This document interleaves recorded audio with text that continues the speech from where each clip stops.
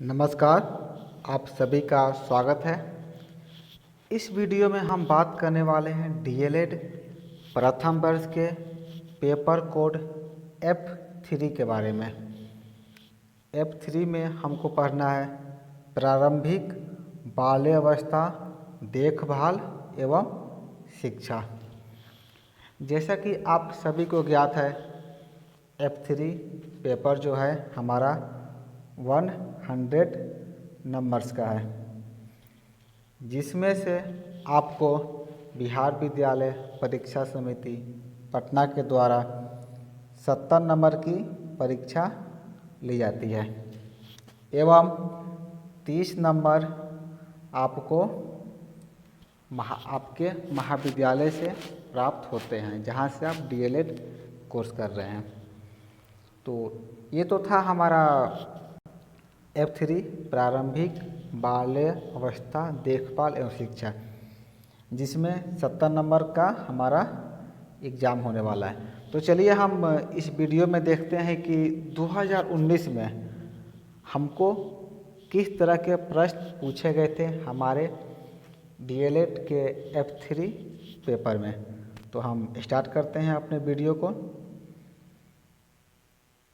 जैसा कि आप देख सकते हैं कि डीएलएड F3 में जो हमारा प्रश्न पूछा जाएगा वो पूर्णांक 70 का है, यानी कि फुल मार्क 70 है, और जिसमें प्रश्नों की संख्या 11 है, यानी कि आपको 11 प्रश्नों का उत्तर देना है, जिसके लिए आपको 3 घंटे का समय दिया जाएगा। यानी कि 3 घंटे में आपको 11 प्रश्नों का उत्तर देना है। फुल मार्क्स है 70 नंबर। इसके अलावा परीक्षार्थियों के लिए कुछ निर्देश दिए गए हैं, क्योंकि जब भी आप परीक्षा देते हैं तो आपके लिए कुछ निर्देश होता है जो कि हम सभी को पालन करना होता है, आप सभी को पालन करना है। तो चलिए हम देखते हैं कि वो निर्देश क्या क्या हैं। निर्देश दिया गया है कि यह जो प्रश्न पत्र है उसे 2 खंडों में बांटा गया है, यानी कि खंड क और खंड ख। और खंड क में आपको विकल्प के साथ 6 प्रश्न दिए गए हैं, यानी कि आपको टोटल 12 प्रश्न दिए जाएंगे, जिनमें से आपको 6 प्रश्न का उत्तर देना है। उत्तर कैसे देना है हमको? 75 से 100 शब्दों में, यानी कि 75 से 100 शब्दों में हमको उत्तर देना है, जिसके लिए आपको 5 अंक निर्धारित किए गए हैं, यानी कि एक प्रश्न पर आपको 5 अंक प्रदान किए जाएंगे। उसी तरह यदि हम खंड ख की बात करें तो खंड ख में कुल 5 प्रश्न दिए गए हैं, जिनमें से किसी 4 प्रश्न का उत्तर आपको 200 से 250, यानी कि 200 से 250 शब्दों में आपको देना है, जिसके लिए 10 अंक निर्धारित किए गए हैं। यानी कि आपको 5 प्रश्न दिया रहेगा, जिनमें से 4 प्रश्न का उत्तर आपको 200 से 250 शब्दों में देना है, जिसके लिए आपको 10 अंक निर्धारित किए गए हैं, यानी कि आपको 10 अंक प्रदान किए जाएंगे। तो हम आगे चलते हैं कि हमें खंड क में किस तरह के प्रश्न पूछे गए थे। तो मेरा पहला प्रश्न पूछा गया है। यदि हम पहले प्रश्न की बात करें तो मेरा पहला प्रश्न है ECCE, यानी कि ECCE के पाठ्यचर्या के मुख्य उद्देश्यों को स्पष्ट करें। हमको यहाँ पर ECCE के बारे में बताना है कि क्या है, इसके पाठ्यचर्या के मुख्य उद्देश्य क्या हैं। तो जैसा कि आप सभी को ज्ञात होगा, ECCE का फुल फॉर्म होता है early childhood care and education, अर्थात बचपन की देखभाल और शिक्षा।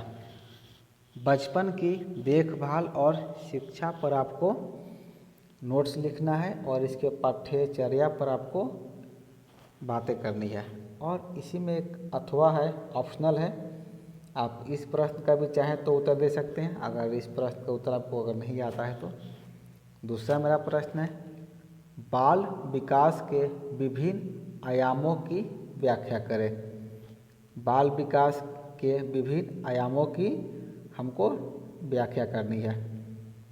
उसी तरह यदि हम दूसरे प्रश्न की बात करें तो दूसरे प्रश्न में भी हमको ECCE के बारे में ही पूछा गया है।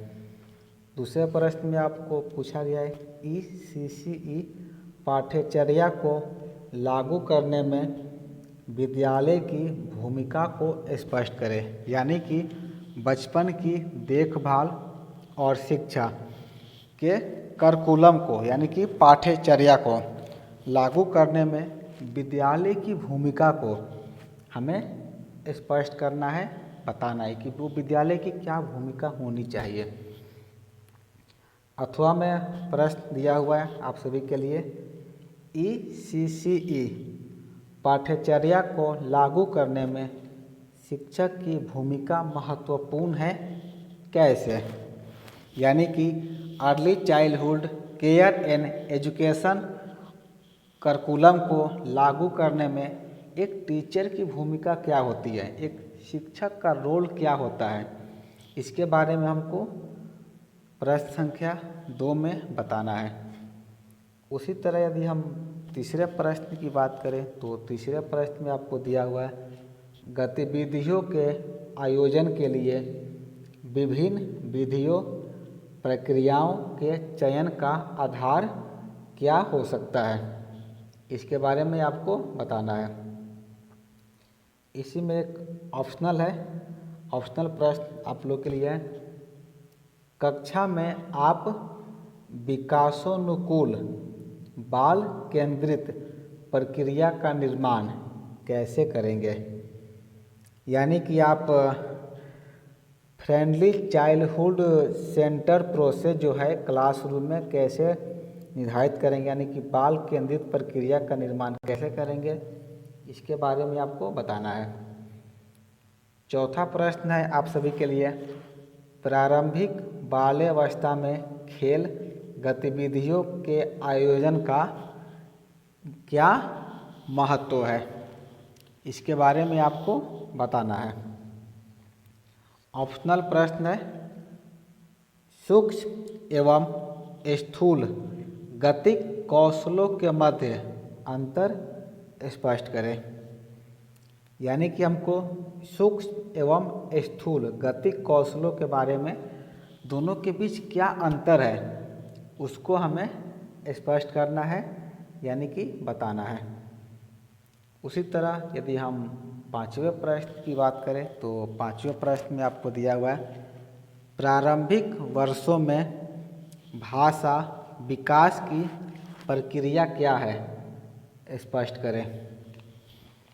इसमें ऑप्शनल है अथवा में दिया है प्रश्न, प्रारंभिक बाल्यावस्था शिक्षा में बच्चों की प्रगति जानने से पूर्व उनकी क्षमताओं का आकलन जरूरी है, कैसे, इसके बारे में आपको बताना है।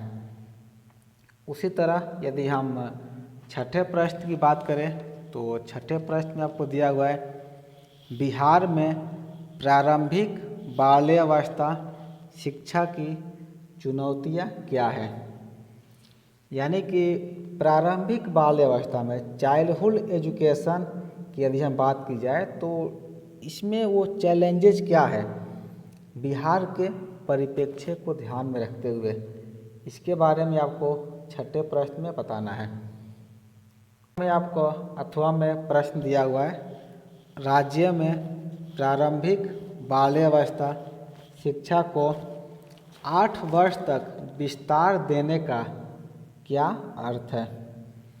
जो राज्य में प्रारंभिक बाल्यावस्था की शिक्षा जो है इसको 8 वर्ष तक विस्तार देने का क्या अर्थ है, 8 वर्ष तक यदि इसको विस्तारित किया जाता है तो इसका अर्थ क्या है, इसको हमको डिफाइन करना है।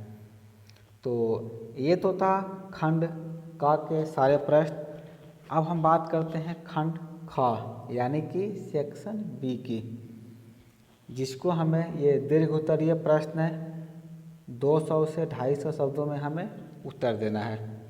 तो हमारा 7वां प्रश्न है, गुणवत्तापूर्ण प्रारंभिक बाल्यावस्था देखभाल एवं शिक्षा बच्चों के भावी विकास को प्रभावित करता है।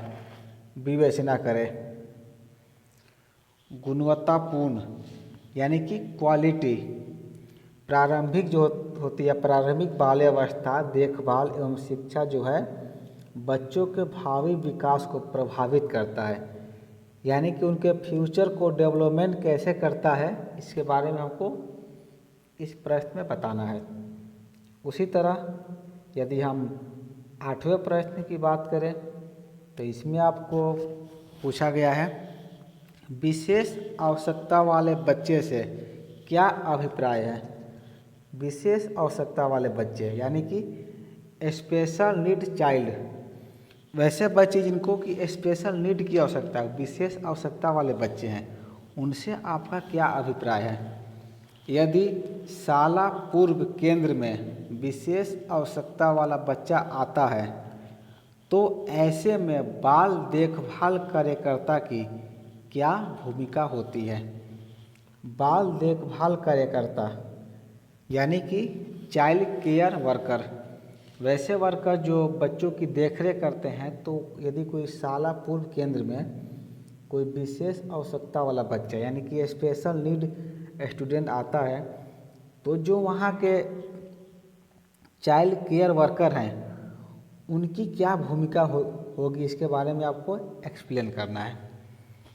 यदि हम 9वें प्रश्न की बात करें तो इसमें आपसे पूछा गया है, राज्य में विद्यालय तत्परता में एकेडमिक और सामाजिक संस्थाओं से क्या अपेक्षा है। यानी कि जो राज्य में विद्यालय तत्परता में एकेडमिक और सामाजिक संस्था, जो एकेडमिक संस्थान है और जो सोशल इंस्टीट्यूट है, उनकी क्या उपेक्षा की जा सकती है, इसके बारे में आपको एक्सप्लेन करना है। चलिए हम 10वें प्रश्न की यदि बात करें तो इसमें आपसे पूछा जा रहा है, प्रारंभिक बाल्यावस्था शिक्षा में बच्चों की प्रगति से संबंधित अभिलेखों का संधारण क्यों आवश्यक है एवं आप उसे कैसे संधारित करेंगे, इसके बारे में आपको बताना है। चलिए हम 11वें प्रश्न की बात करें जो कि यूनिट 2 यानी कि सेक्शन बी का अंतिम प्रश्न है, जिसमें आपको 4 टॉपिक दिए गए हैं। इन 4 में से किन्हीं 2 पर आपको शॉर्ट नोट्स लिखना है, यानी कि आपको टिप्पणी लिखना है। पहला है प्रोजेक्ट विधि और दूसरा है विद्यालय आने के पूर्व बच्चों में भाषाई ज्ञान और तीसरा है बच्चे कैसे सीखते हैं, हाउ टू चिल्ड्रन लर्न, बच्चे कैसे सीखते हैं, इसके बारे में हमको यहाँ पर एक्सप्लेन करना है।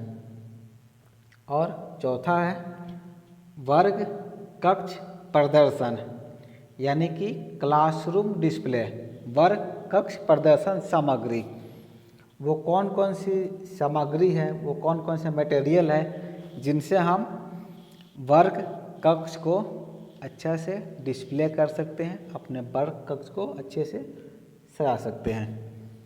तो इस वीडियो में हमने प्रारंभिक बाल्यावस्था देखभाल एवं शिक्षा से संबंधित 2019 में पूछे गए प्रश्नों को देखा और बाकी विषय हम अगले वीडियो में लेकर आएंगे। धन्यवाद।